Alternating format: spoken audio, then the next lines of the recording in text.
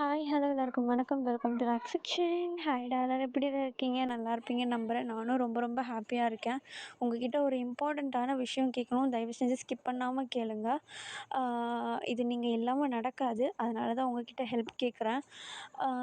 என்னாச்சுன்னா, சேனலில் வந்து கொஞ்சம் பிரச்சனை வந்துட்டுருக்கு. என்னென்னா, டெய்லி யூஸ் பண்ணுற ஆடியோக்கு வந்து காப்பிரைட் கொடுக்குறாங்க. இன்ட்ரோ வீடியோலேருந்து உள்ளே இருக்கிற வீடியோ வரைக்கும் எல்லாத்துக்குமே வந்து காப்பிரைட் கொடுத்துட்டே இருக்காங்க. ஒரு சில வீடியோஸை வந்து ரிமூவ் பண்ண சொல்லிகிட்ருக்காங்க. அதனால் சேனல் ரொம்ப ஒரு மாதிரி எட்ஜில் போயிட்டுருக்கு. எனக்கு ரொம்ப பயமாக இருக்குது.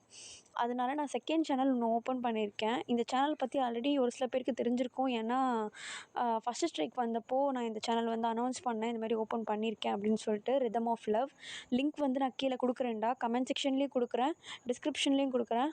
கொஞ்சம் அதை போய்ட்டு சப்ஸ்கிரைப் பண்ணிங்கன்னா எனக்கு ரொம்ப யூஸ்ஃபுல்லாக இருக்கும். நான் அதில் வந்து கொஞ்சம் கொஞ்சமாக வீடியோ வந்து அப்லோட் பண்ண ட்ரை பண்ணுறேன். அதுக்காக இந்த சேனலை விட்டுருவியா அப்படின்னு கேட்டால் கண்டிப்பாக விட மாட்டேன். ஏன்னா எனக்காக ஒரு சில பேர் இந்த சேனலில் இருக்கீங்க.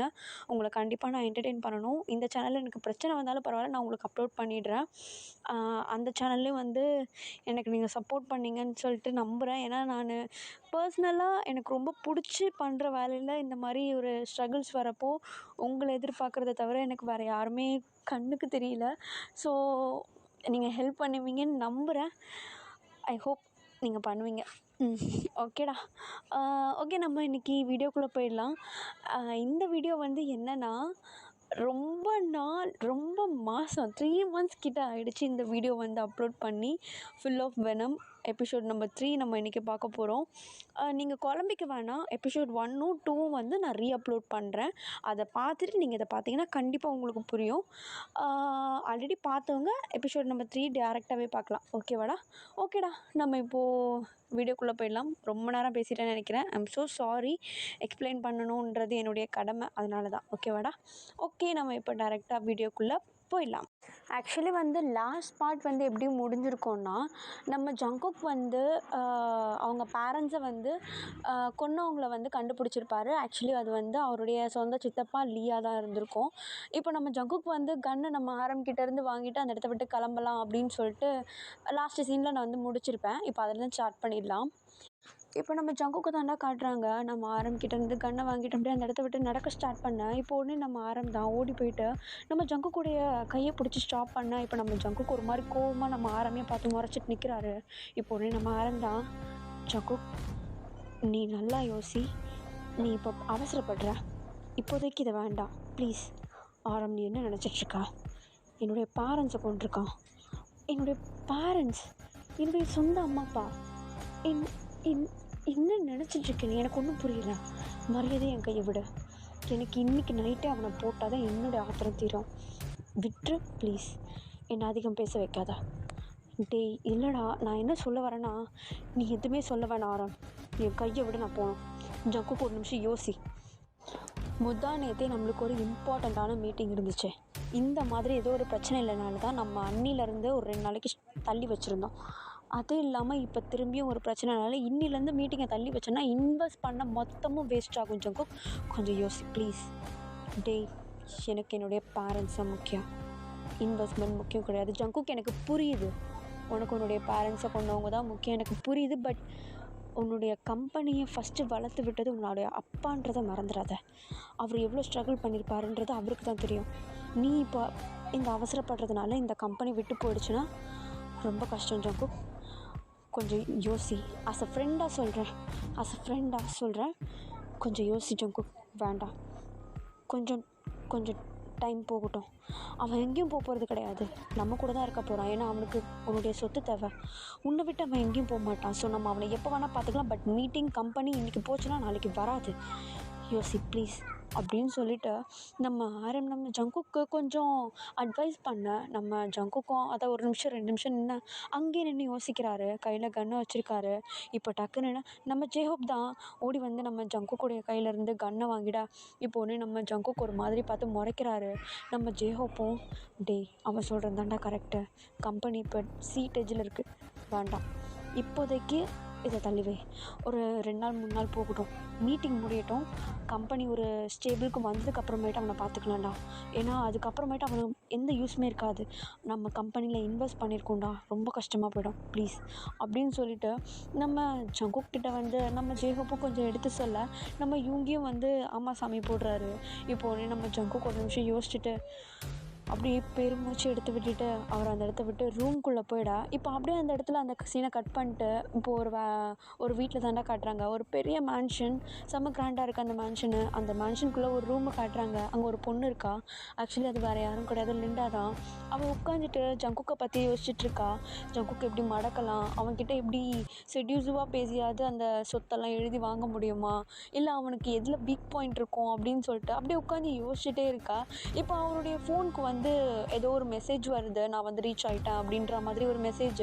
இப்போ அந்த மெசேஜை பார்த்ததும் டக்குன்ட்டு அவர் அந்த இடத்த விட்டு அப்படியே கிளம்ப ஆரம்பிக்கிறா. அவங்க வீட்டை விட்டு, அந்த மேன்ஷனை விட்டு கிளம்புறா. இப்போ அவள் கார் எடுத்துகிட்டு நேராக போயிட்டு ஒரு கிளப் முன்னாடி ஸ்டாப் பண்ண. அந்த கிளப்பில் ஃபுல்லாக பார்ட்டி டான்ஸுன்னு சொல்லிட்டு செம்ம என்டர்டெயின்மெண்ட்டாக போயிட்டுருக்கு.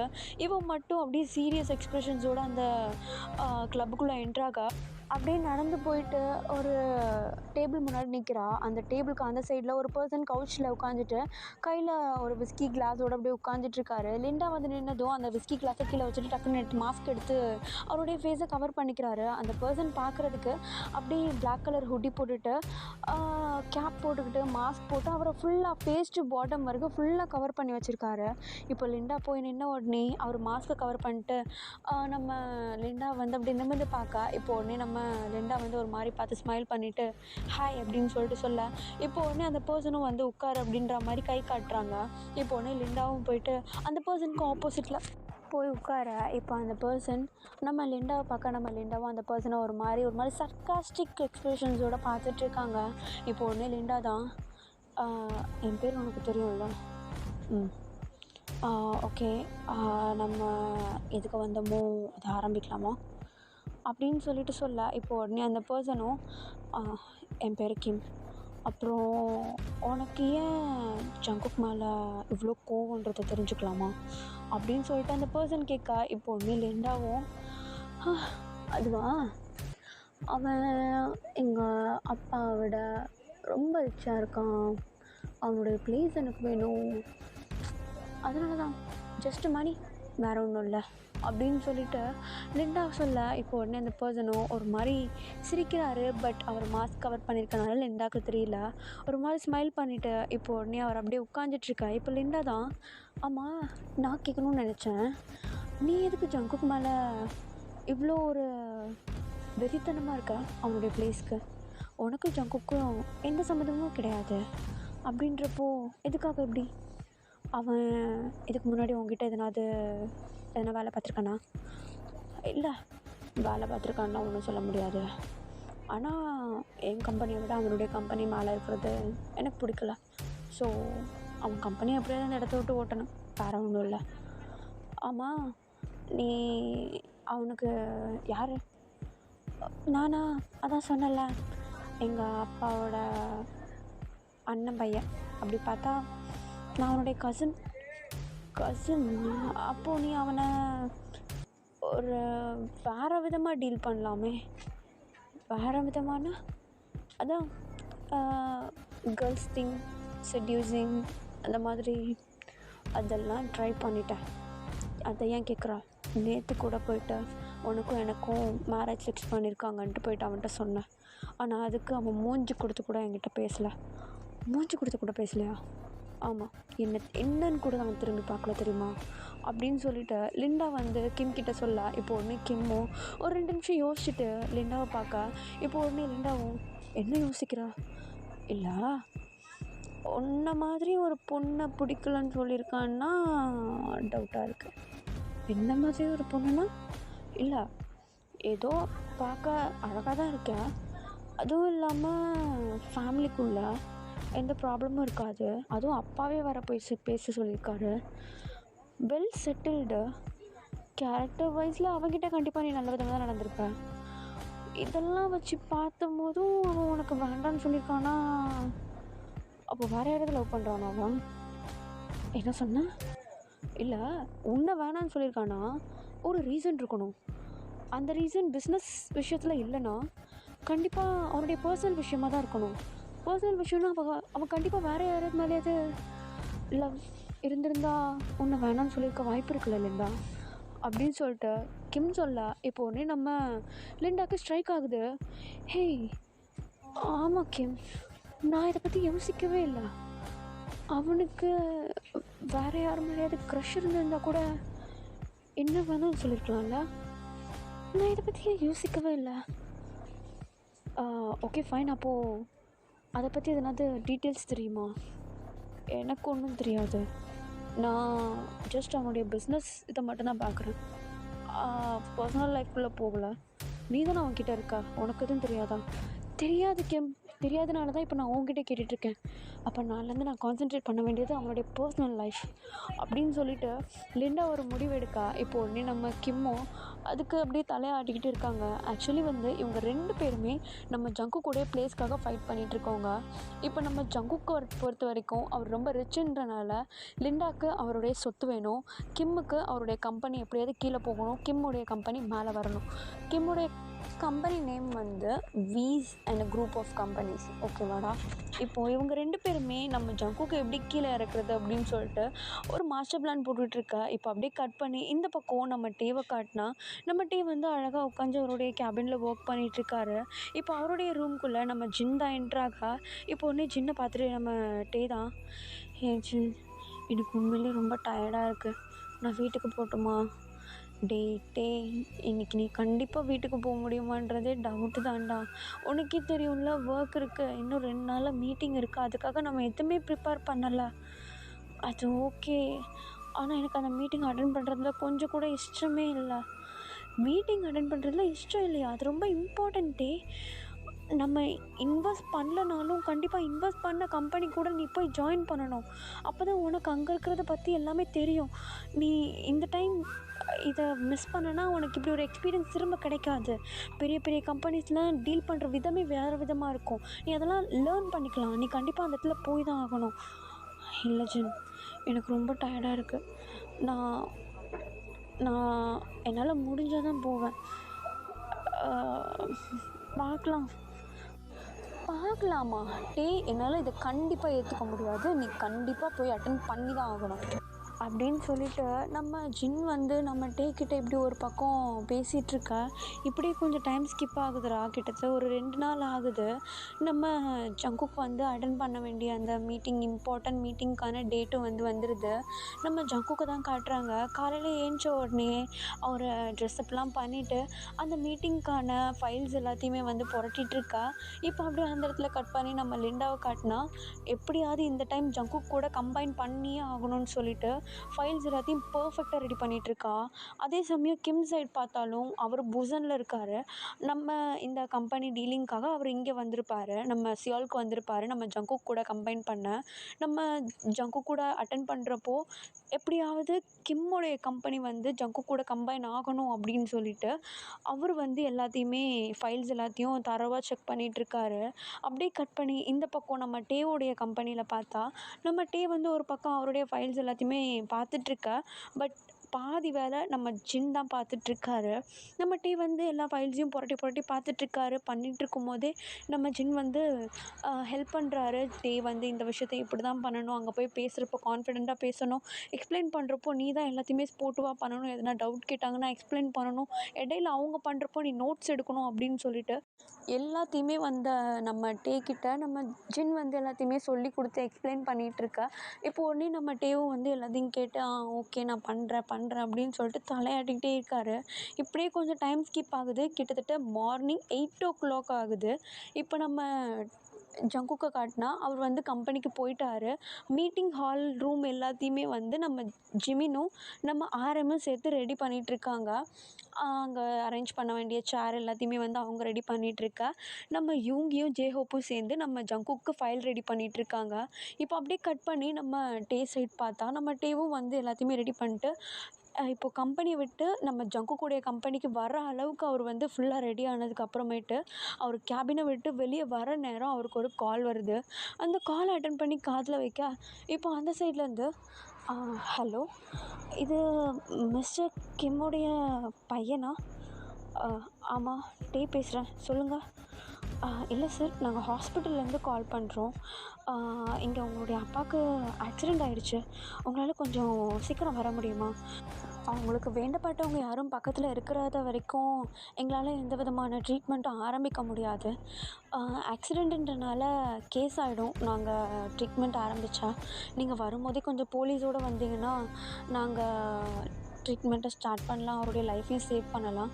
கொஞ்சம் சீக்கிரம் வாங்க சார் அப்படின்னு சொல்லிவிட்டு அந்த சைடு அவங்க காலை கட் பண்ணிவிட, இந்த பக்கம் நம்ம டீ அப்படியே ஸ்டன் ஆகி நின்றுட்டுருக்காரு. நம்ம ஜிம் தான் பார்த்துட்டு, ஹேய் என்னாச்சுடா, அப்பா என்னாச்சு டே, எதுக்கு இப்படி வேர்த்து கொட்டுது, ஏன் கையெல்லாம் நடக்குது, என்னாச்சு? அப்பாவுக்கு ஆக்சிடெண்ட் ஆகிடுச்சு. என்னது? அப்பாவுக்கு ஆக்சிடெண்ட் ஆகிடுச்சு. ஆனால் இங்கேருந்து நான் கிளம்புறேன், மீட்டிங்கை நீ பார்த்துக்கோ அப்படின்னு சொல்லிட்டு நம்ம டீ அந்த இடத்த விட்டு உடனே கிளம்ப. இப்போ நம்ம சின்ன தான் காட்டுறாங்க. அவருக்கு ஒன்றும் புரியல, என்ன இது தனியாக விட்டு போயிட்டானே, இது இல்லாமல் அவங்க அப்பாவுக்கு வர ஆக்சிடெண்ட்டுன்னு சொல்கிறானேன்னு சொல்லிட்டு ஒரு மாதிரி அவர் பதட்டத்தோடு அந்த இடத்துல நின்றுட்டுருக்க. இப்போ நம்ம டீவை தான் காட்டுறாங்க. அவர் நேராக கார் எடுத்துகிட்டு ஹாஸ்பிட்டலுக்கு தான் வண்டியை விடுறாரு. போயிட்டு ஸ்கிட் அடித்து பிரேக் போட்டு அப்படியே ஹாஸ்பிட்டலுக்குள்ளே போனால் அவங்க இன்னும் ட்ரீட்மெண்ட் ஸ்டார்ட் பண்ணாமல் நம்ம டீ வரதுக்காக வெயிட் பண்ணிகிட்ருக்காங்க. டீவுடைய ஃபேஸை பார்த்த உடனே அவங்க ட்ரீட்மெண்ட்க்கு கூப்பிட்டு போகலாம் அப்படின்னு சொல்லிட்டு அவங்க அப்பாவை அப்படியே ரூமுக்கு கூப்பிட்டு போக, இப்போ நம்ம டீ வந்து போயிட்டு வெயிட் பண்ணிகிட்டு இருக்கும்போது அங்கே உள்ள ஒரு சில நர்சஸ் எல்லாருமே உள்ளேயும் வெளியுமா போயிட்டு வந்துட்டுருக்காங்க. அவங்கக்கிட்ட நம்ம டீ போயிட்டு அப்பாவுக்கு ஒன்றும் இல்லைல்ல, என்னாச்சு ஏதாச்சுன்னு சொல்லிட்டு போயிட்டு விசாரிச்சுட்டு இருக்கும்போது அவங்க எதுவுமே பதில் சொல்லாமல் நம்ம டீவை ஒரு 2 நிமிஷம் வெயிட் பண்ணுங்கள் சார் அப்படின்ற மாதிரி நிற்க வச்சுட்டு அவங்க பாட்டு ட்ரீட்மெண்ட் பண்ணிகிட்ருக்கா. இப்போ நம்ம டீவை தான் காட்டுறாங்க. அந்த இடத்துல அப்படி தலை பிச்சுக்கிட்டு நின்றுட்டுருக்காரு. என்னாச்சுன்னு தெரியலையே, என்ன எப்படி ஆக்சிடெண்ட் ஆச்சுன்னு ஒன்றும் புரியலையே அப்படின்னு சொல்லிட்டு அப்படியே நின்றுட்டுருக்கா. இப்போ இந்த சைட் கட் பண்ணி இந்த மீட்டிங் ஹாலில் காட்டினா அங்கே பரபரப்பாக எல்லா மீட்டிங்ஸும் வந்து நடந்துகிட்ருக்குது. ஒவ்வொரு கம்பெனியில் இருந்தும் அவங்க வந்து எக்ஸ்பிளைன் பண்ணிகிட்ருக்காங்க. இப்போது நம்ம ஜங்குக்கு தான் காட்டுறாங்க. எல்லாருமே வந்து ஒவ்வொருத்தராக வந்து எக்ஸ்பிளைன் பண்ணிகிட்டு இருக்கும்போது நம்ம ஜங்குக்கு வந்து அவங்க கொடுக்குற எக்ஸ்ப்ளனேஷன் அந்த ஒரு பாடி லாங்குவேஜில் இருந்து எல்லாத்தையுமே வந்து நோட் பண்ணிட்டு தான் இருக்காரு. அவங்க எவ்வளோ இம்பார்ட்டன்ஸ் கொடுக்குறாங்க அப்படின்னு சொல்லிட்டு எல்லாத்தையுமே நோட் பண்ணிகிட்ருக்கா. இப்போ டக்குன்னு ஒரு பர்சன் வந்து அவங்களுடைய கம்பெனி இன்வெஸ்ட்மெண்ட் பற்றி அவங்க ப்ராஜெக்டை பற்றி அவங்க எக்ஸ்பிளைன் பண்ண நம்ம ஜங்குக்கா நோட்ஸ் எடுக்காமல் அந்த பர்சனே ஸ்டன்னாகி நின்று பார்த்துட்ருக்காரு. அவருக்கு ஒரு மாதிரி என்னடா இது அப்படின்ற மாதிரி ஒரு மாதிரி பிளிங்க் கூட பண்ணாமல் அவர் அந்த பர்சன் பார்த்துட்டே இருக்கா.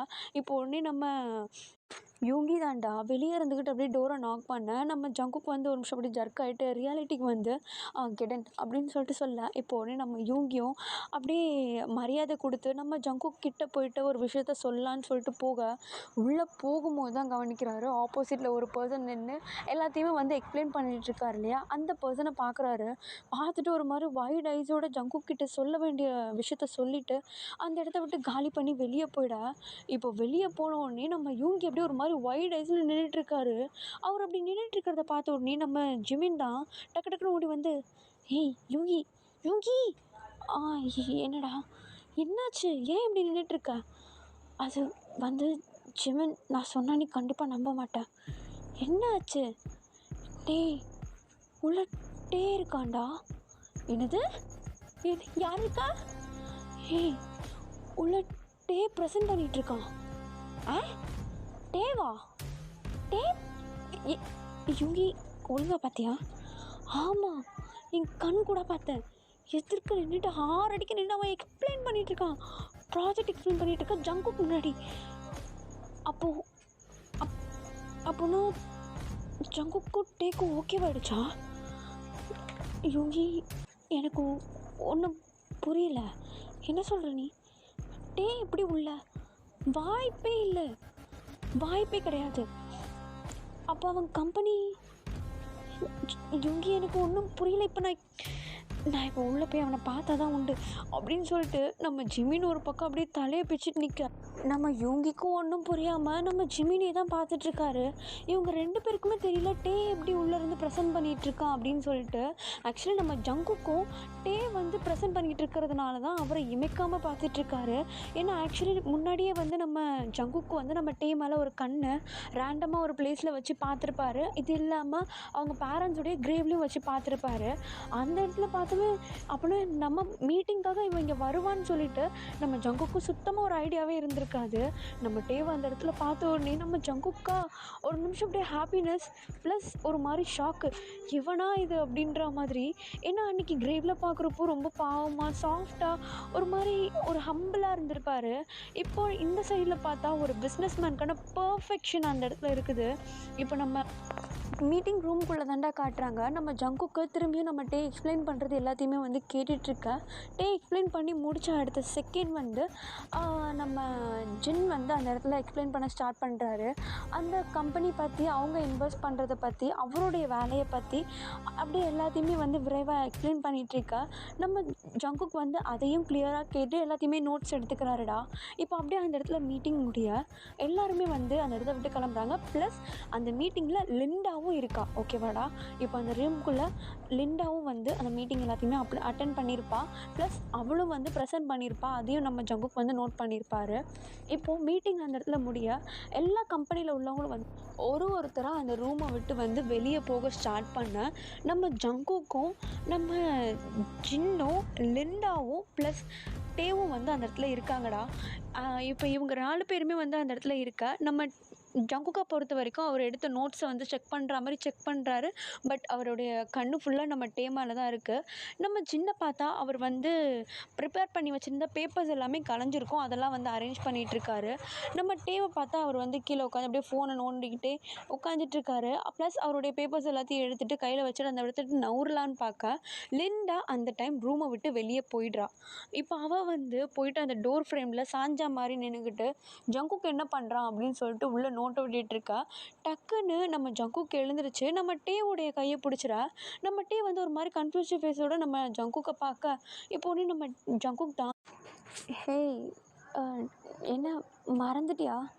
அங்கே கிரேவில் பேரண்ட்ஸ் முன்னாடி மீட் பண்ணோமே, ஞாபகம் இருக்கா? ஐம் சாரி ஜங்குக் சார் அப்படின்னு சொல்லிட்டு அந்த இடத்த விட்டு நம்ம டே வந்து நகர்ந்து போயிடா. நம்ம ஜங்குக்கும் ஒன்றும் புரியல. ஒரு மாதிரி கன்ஃபியூஸாக அந்த இடத்துல நின்றுட்டுருக்காரு. இப்போ உடனே டே வந்து அந்த ரூமை விட்டு வெளியே போன உடனே லிண்டா அந்த இடத்துல வந்து நின்றுட்டுருக்கிறத பார்த்துட்டாரு. இப்போ உடனே லிண்டா ஒரு மாதிரி சைடைஸில் பார்க்க லிண்டா வந்து ஒரு மாதிரி பார்த்துட்டு அந்த இடத்த விட்டு கிளம்பிடுறா. இப்போ உடனே அந்த இடத்துல நம்ம டேக்கு முன்னாடி நம்ம ஜிமினும் யூங்கியும் வந்து நிற்கிறாங்க. இப்போ அவங்க 2 பேரையும் பார்த்துட்டு நம்ம டே ஒரு மாதிரி கன்ஃபியூஸ்டு ஃபேஸோடு நின்றுட்டுருக்கா. அந்த இடத்த விட்டு நடந்து போகலாம் அப்படின்னு சொல்லிட்டு ஒரு 2 ஸ்டெப் எடுக்க இப்போ ஒன்று நம்ம ஜிமின் தான், ஹேய் ஒரு நிமிஷம் டே கிம்டேயோங் என்னாச்சு? இல்லைடா, என்ன மறந்துட்டியா? ஞாபகம் இருக்கா? எக்ஸ்கியூஸ் மீ, எனக்கு புரியல. இல்லைடா, நான் ஜிமின்ரா, யூங்கி காலேஜில். ஐம் சாரி அப்படின்னு சொல்லிட்டு நம்ம டே வந்து அந்த இடத்த விட்டு கிளம்பி போயிடுறாங்க. இப்போ உடனே நம்ம ஜிமினுக்கும் ஒன்றும் புரியல. இன்னும் இது எதுக்கு இப்படி ஒரு மாதிரி வியர்டாக பிஹேவ் பண்ணிட்டு போகிறான், எதுவும் முன்ன பின்ன பார்த்ததே இல்லாத மாதிரி பிஹேவ் பண்ணுறானே அப்படின்னு சொல்லிட்டு ஒரு மாதிரி கன்ஃபியூஸ்டு ஃபேஸோடு அப்படியே அந்த இடத்துல நின்றுட்டுருக்கா. நம்ம யூங்கிக்கும் ஒன்றும் புரியல, எதுக்கு இப்படி டே வந்து நடந்துக்கிறான், நம்மக்கிட்ட நல்லா தானே பேசுவான் அப்படின்னு சொல்லிட்டு ஒரு பக்கம் அவன் யோசிச்சுட்ருக்கா. இப்போது இவங்க 2 பேருக்குள்ளே ஒரு கன்ஃபியூஷன் இங்கே போயிட்டுருக்கா. இப்போ நம்ம ஜங்குக்கை பார்த்தா நம்ம டே விட்டுட்டு போனால் அதே பிளேஸில் தாண்டா அவர் இன்னும் நின்றுட்டுருக்காரு. அவருக்கு ஒன்றும் புரியல. ஏன்னா அன்றைக்கி அவங்க அம்மா அப்பாவுடைய கிரீவில் வந்து அப்படியே ஒரு மாதிரி அழுது புலம்பியிருப்பார். பட் இந்த வாட்டி என்னடா இது முன்ன பின்ன தெரியாதவ மாதிரியே போயிட்டானே, அதுக்குள்ளே பேச மறந்துட்டானா அப்படின்னு சொல்லிட்டு ஒரு மாதிரி கன்ஃபியூஷனோடு அந்த இடத்துல நின்றுட்டுருக்கா. இப்போ அந்த ரூம்குள்ளே நம்ம ஜிமினும் நம்ம யூங்கியும் வந்து என்ட்ராயிட்டு நம்ம ஜங்குக்கை பார்க்க நம்ம ஜங்குக் கிட்டே போயிட்டு நம்ம ஜிமின் தான், ஹேய் ஜங்குக், என்னடாவா அது டே தானே, ஃபோட்டோ காட்டினியே? ஆமாண்டா அவன்தான். அப்புறம் என்ன பேசுனியாவா? அதுக்கு முன்னாடியே நான் அவனை ஒரு இடத்துல மீட் பண்ணேன்டா. ஆனால் அவன் அன்னைக்கு இப்படி நடந்துக்கல என்கிட்ட. ரொம்ப ஃப்ரீயாக பேசினான், சகஜமாக பேசினான். ஒருவேளை பிஸ்னஸ்ன்றனால அப்படி இருக்கானோ அப்படின்னு சொல்லிட்டு நம்ம ஜங்குக்கு ஒரு நிமிஷம் அப்படியே ஒரு மாதிரி கன்ஃபியூஷனோடு பேசிகிட்ருக்க. நம்ம யூங்கிக்கும் ஜிமினுக்கும் அப்போ தான் புரிய வருது, நம்ம டே வந்து ஜங்குக் கிட்டேயும் வந்து இப்படி தான் நடந்திருக்காரு, தெரியாத மாதிரி தான் வந்து பிஹேவ் பண்ணியிருக்காரு அப்படின்னு சொல்லிட்டு நம்ம யூங்கிக்கும் ஜிமின்க்கும் ஒரு கன்க்ளூஷனில் வர இப்போ உடனே நம்ம யூங்கி தான், டேய் அன்னைக்கு என்ன மூடில் இருந்தானோ உன்னை பார்க்குறப்போ ஃப்ரீயாக பேசியிருக்கான், இன்றைக்கி ஃபுல்லாக டென்ஷனில் இருந்திருப்பான், அதனால தான் மறந்துருப்பான், அதெல்லாம் எதுவும் பெருசாக எடுத்துக்காத, இப்போ அவன் இந்த கம்பெனி தான் உனக்கு தெரிஞ்சிச்சுல, அது வரைக்கும் பெனிஃபிட் நினச்சிக்கோ அப்படின்னு சொல்லிட்டு நம்ம யூங்கி ஒரு நிமிஷம் அப்படியே நம்ம ஜங்குக்கு வந்து ஒரு பாசிட்டிவான ஒரு வைபை தர, இப்போ உடனே நம்ம ஜங்குக்கு வந்து ஒரு மாதிரி தலையாடிட்டு சரி அப்படின்ற மாதிரி விட்டுடுறாருடா. ஓகேடா, நான் வந்து இதை இங்கேயே ஸ்டாப் பண்ணுறேன். இதுக்கப்புறமேட்டு வந்து கண்டினியூஷன் நான் எபிசோட் நம்பர் 4 வந்து அப்லோட் பண்ணுறேன், உடனே அப்லோட் பண்ணிடுறேன். So no need to worry, 1 டேயில் வந்து நான் அப்லோட் பண்ணுறேன்டா. ஓகேவா? ஓகேடா, நம்ம நெக்ஸ்ட் வீடியோவில் சந்திக்கலாம். அப்புறம் மறக்காமல் நான் சொன்ன விஷயம் ஞாபகம் வச்சுக்கோங்க, செகண்ட் சேனலுக்கு சப்ஸ்கிரைப் பண்ணிவிடுங்கடா please. I am begging you please. ஓகேவாடா, கெஞ்சி கேட்குறேன். ஏன்னா எனக்கு இது வந்து என்னுடைய பேஷன் மாதிரி, என்னுடைய ஹாபி மாதிரி, எனக்கு ரொம்ப பிடிச்ச வேலை. இதில் வந்து ஏதோ ஒரு பிரச்சனை வருதுன்றப்போ எனக்கு அப்படியே இருக்கிற வேலை பத்தாமல் அப்படியே ஒரு டிப்ரெஷனுக்கு என்னை வந்து அப்படியே தள்ளுது இந்த விஷயம். அதனால தான் நான் கொஞ்சம் ஃப்ரீயாக இருக்கணும்னு நினைக்கிறேன். அது உங்களால் மட்டும்தான் முடியும். எனக்கு நீங்கள் ஹெல்ப் பண்ணுங்கள். உங்கள் எல்லாருக்குமே வந்து ஒரு நாள் நான் லைவ் வந்து தேங்க்ஸ் சொல்கிறேன்டா ப்ளீஸ். லைவ்ன்றது ஒரு நார்மலான விஷயம், ஆனால் நீங்கள் பண்ணுற ஹெல்ப் எனக்கு ரொம்ப பெரிய விஷயம். நான் டயலாக் அடிக்கிறேன்னு நினைக்காதீங்க, ஆனால் நான் உண்மையிலே அந்த நிலைமை தான் இருக்கேன். ஓகேவா? புரிஞ்சுப்பீங்கன்னு நினைக்கிறேன். Okay guys, bye. I love you all. I hope you will be safe and also help me. Bye bye.